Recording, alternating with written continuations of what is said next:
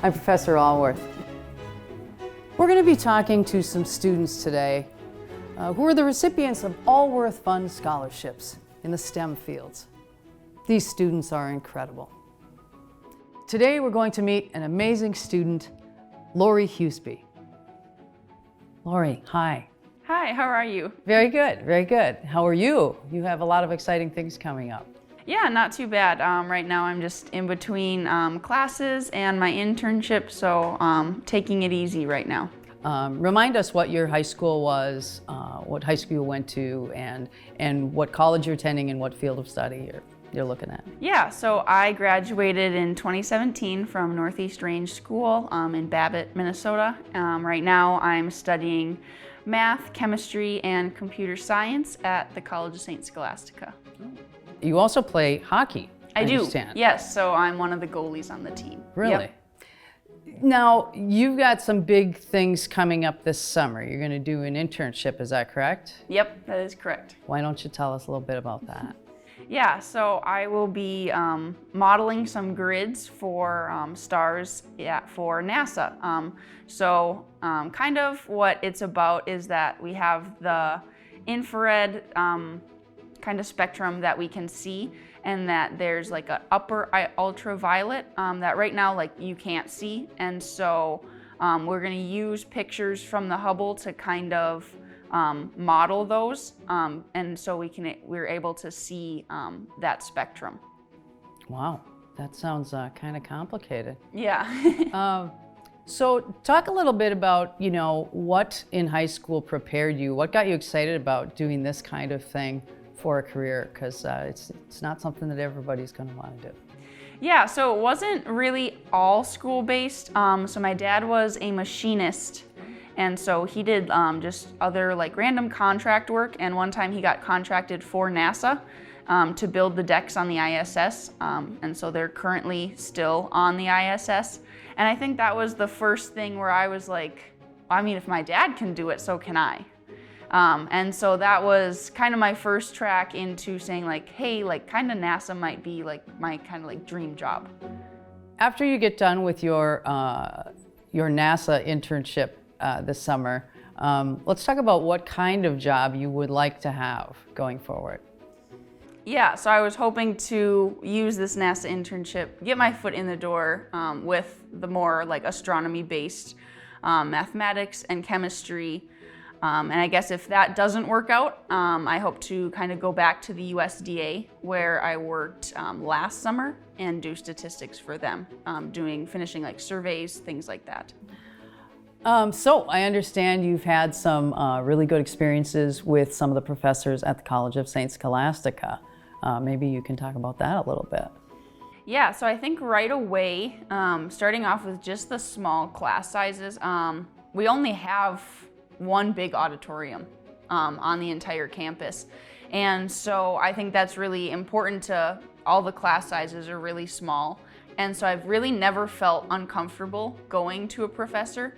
And I think that relationship of just all the professors right away saying, it doesn't matter, like come talk to me about academics, about life, about literally anything you want to come talk to me about, and I'm open up to it. And so I really like those relationships that I've built, and I think that even years down the road, I'll be getting emails from them asking like, how are you? How have your plans went? And just caring about you more than just academically, but really as a person. Well, that's great. So in addition to all of your academic work required and extra that you do, obviously playing hockey has taken a lot of additional time and commitment from you. So why don't you talk a little bit about how you've managed your time and stuff?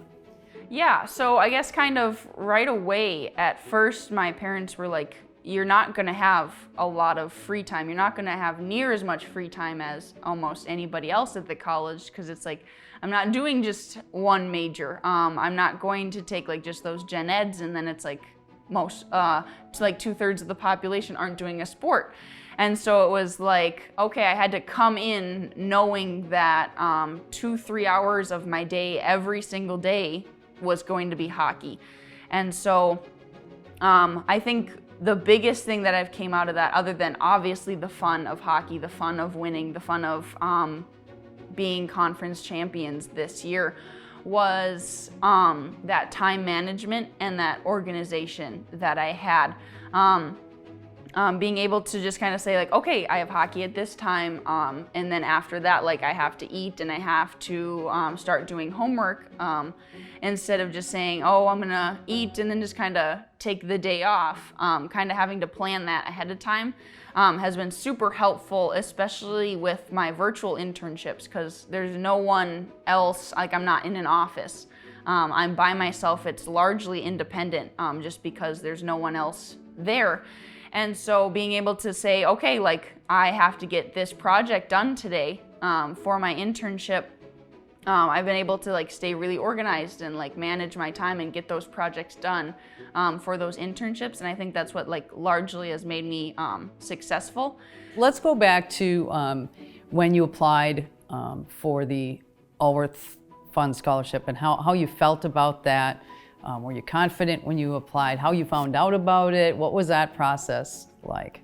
Yeah, so obviously it's been a while ago now, but I remember that it was just in our like school kind of counselor's office, and it was just kind of a little black placard that was like Alworth, like $20,000 scholarship. And so I remember like kind of writing that essay and kind of going through it, and I probably wasn't the most confident, just because I was like, that's so much money, like, do I deserve this type of thing? And so I did it anyway, because I was like, it's not gonna hurt me if I don't get it. And so I remember getting that email and saying like, I made it, and I was like, wow, like, okay, like I am, I guess, smarter than I think. I'm more than just like that like GPA, and it kind of gave me more freedom these past 4 years, being able to not have to worry 100% about saving money for like rent, room and board, tuition kind of thing. Yeah, because you know that's a lot of pressure for a student, in addition to obviously all the academic stuff that's going on, to have to worry about finances in that way. Yeah. So when you graduate, maybe you won't have quite so much debt as a lot of people do. So I will be able to graduate without any debt, and so I'm really excited about that, to kind of start out just kind of level, and I'm not starting out already in a hole. What would your advice be for, say, a 9th grader? So I think my advice would just be, if you think something piques your interest, even vaguely, just go for it. It's not gonna hurt. It's not gonna hurt you. So being open-minded, you think, has helped you? Yeah, I definitely think, like I guess 7th and 8th grade, at the time I was just kind of like, I want to take shop classes. I kind of want to like skate by or whatever. And then one of my teachers, our shop teachers, like, why don't you try this math class? And I was like, okay, well, I mean, if you think I can do it, then I think I think I can do it. And so I tried that math class, and that could have been the decision. That could have been that point where I wanted to go into a STEM field. And so and had I never tried that at all, who knows where I could be. Yeah, well, you know, being open to trying new things will serve you well as you go forward, I'm sure, with NASA and other things that come along.